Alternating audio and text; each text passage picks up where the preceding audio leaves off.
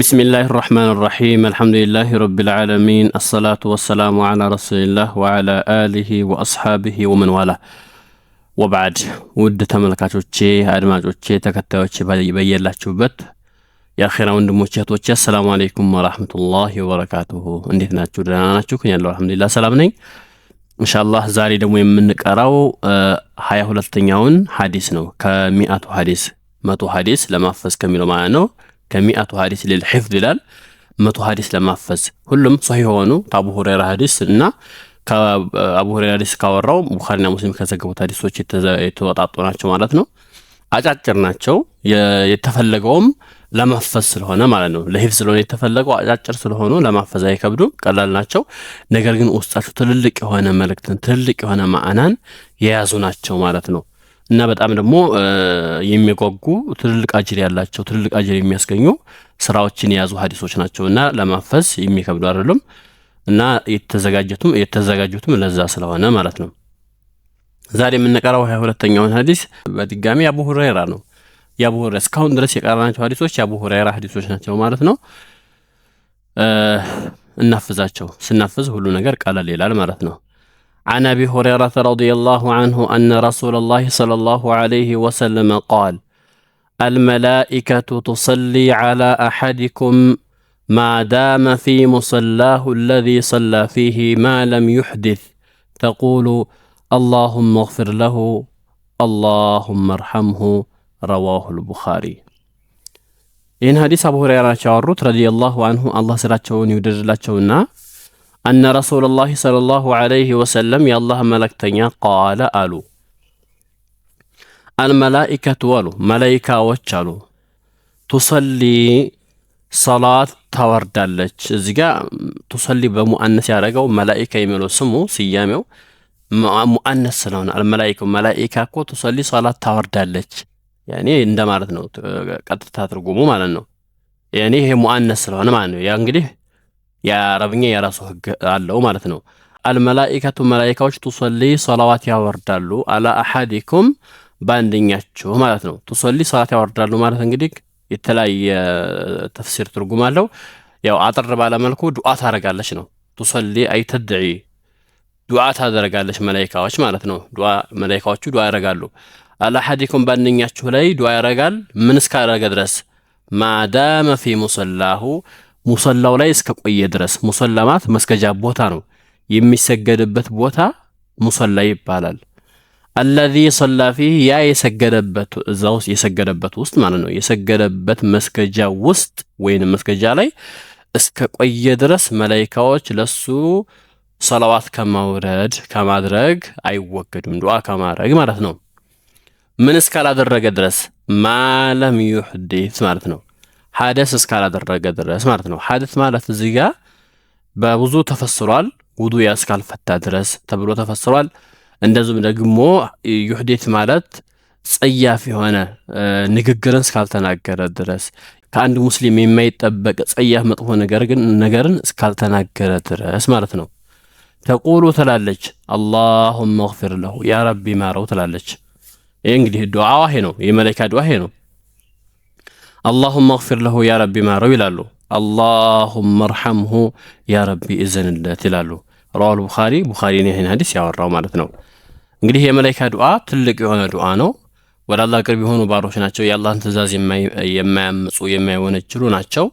እንደዚሁም ደግሞ የነሱ ዱዓ ተቀባይነት ያለው ዱዓ ነው ሌላኛው ደግሞ እነኚህ ሁለት ዱዓ በጣም ወሳኝ የሆኑ ትልቅ ዱዓዎች ናቸው اللهم اغفر له يا ربي ما روي ይላሉ አላህ ከማረልህ ከዛ በኋላ የሚያስፈራ ነገር ምንም ነገር አይኖርም ማለት ነው ምክንያቱም አላህ ከማራለህ የምትሄድበት ሀገር ይታወቃል ጀነት ነው የሚሆነው ማለት ነው اللهم ارحمه يا ربي اذنለት ይላሉ ያ ረቢ ዘነት አላህ ካዘነልህ ከአላህ የበለጠ የሚያዝንልህ የለም አላህ ካላዘነልህ ደግሞ ሌላ ቢያዝንልህ ምንም ሊያደርግልህ ስለማይችል አላህ ካዘነልህ ደግሞ ምንም የሚያስፈራ ነገር የለም ማለት ነው ምክንያቱም አላህ ካዘነልህ የምትሄድበት ሀገር ይታወቃል ጀነት ስለሆነ ማለት ነው رواه البخاري بخاري ነው የዘገበው ይሄ ትልቅ የሆነ ሐዲስ ነው ትልቅ ማዕና ያዘ ትልቅ መልእክት ያለው ሐዲስ ነው መትኑ ለፍዙ ቀለል ያለ ሆኖ ግን ትልቅ መልእክት አለው ወንድሞቼ ስለዚህ አንድ ሰውዬ ሶላት ሰግዶ እዛ የሰገደበት ቦታ ላይ ቁጭ ብሎ ረጋ ብሎ ዚክር እያደረገ ቁርአን እየቀራ ቢቆይ ምን እያደረገ ነው? የመላእክትን ዱዓ እያገኘ ነው ማለት ነው።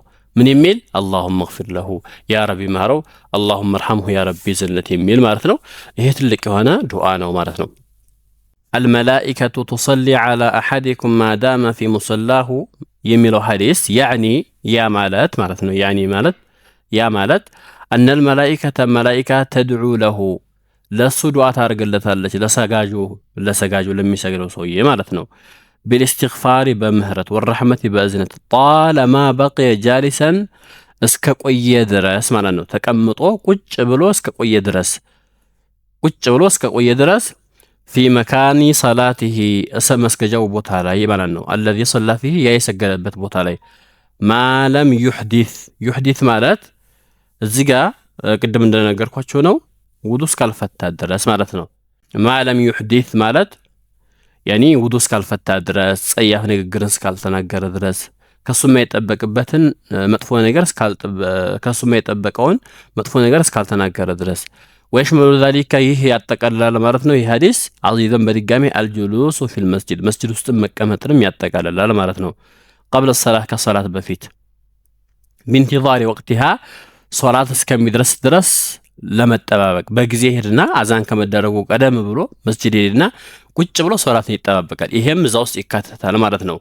ሐይሱ የኩኑ ፊ ሁክም አልሙሰሊን ምክንያቱም በሰጋጆች ሁክሙ ስለሚሆን ልክ እንደ ሰጋጅ ነው የሚቆጠረው ማለት ነው። ወይክተቡ ለሁል አጅር ወተዋብ አጅርና ምንዳ ይጻፍለታል ማለት ነው። አጅርና ምንዳ ይጻፍበታል። አሁን እዚህ ጋር የሚለው ተሰገደ በኋላ ሐዲሱ የሚለው እዚህ ጋር ከሰገደ በኋላ ቁጭ ብሎ የሚቆይ ማለት ነው።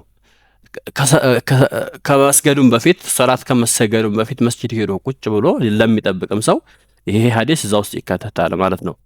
ሶላቱል መላኢካ ማለት እንግዲህ ሸርሁል ሐዲስ ላይ ስናይ እንግዲህ ማትኑ ሸርህ ስናደርግ አንድ ባንድ ሶላቱል መላኢከቲ ዒንደማ የጅሊሱል ሙስሊም በሚቀመጥበት ሰዓት ፊ ሙሰላሁ መስገጃው ቦታ ላይ ባዕደ ሰላት መክቱባ ከግዴታ ሶላት በኋላ አው ናፊላ ወይም ከሱና ሶላት በኋላ ቁጭ ሲል ፈኢነል መላኢከተ መላኢካዎች ተስተግፊሩ ለሁ ለሱ ምህረትን ትጠይቅለታለች፣ ወተድዑ ለሁ ለሱ ዱዓ ታረግለታለች፣ ቢረሕመቲ በእዝነት ወተቁሉ ትላለች አላሁመ እግፊር ለሁ ያ ረቢ ማረው፣ አላሁመ እርሐምሁ ያ ረቢ ዘንለት ይላሉ። ሶላቱል መላኢካ እንግዲህ ይሄ ነው።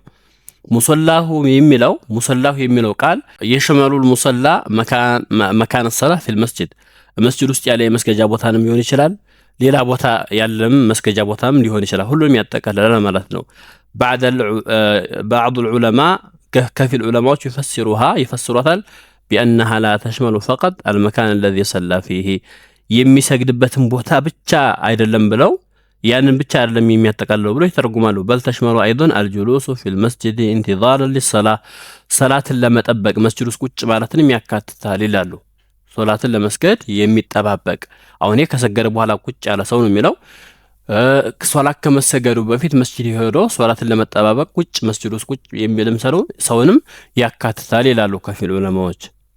ማለም ይሁዲት የሚለው ደግሞ هذا الشرط ይህ ሸርጥ يعني انه ما دام ሙስሊም እስከ ቆየ ድረስ ማለም يقطع وضوءه ውዱን እስካላቋረጠ ድረስ وما دام لم يرتكب እስካልፈጸመ ድረስ አይ ሙኻለፋ تخرجه عن هذا الفضل ከዚህ ትሩፋት ከዚህ ደረጃ የሚያስወጣውን ነገር መጥፎ ነገር እስካላደረገ ድረስ مثل اللغو او الاذى مثل اللغو እንደመቀለድ او الاذى ወይም አዛ ማድረግ ማስቸገር እንደዚህ አይነት እስካላደረገ ድረስ ይሄ አጅር ይገኛል ማለት ነው።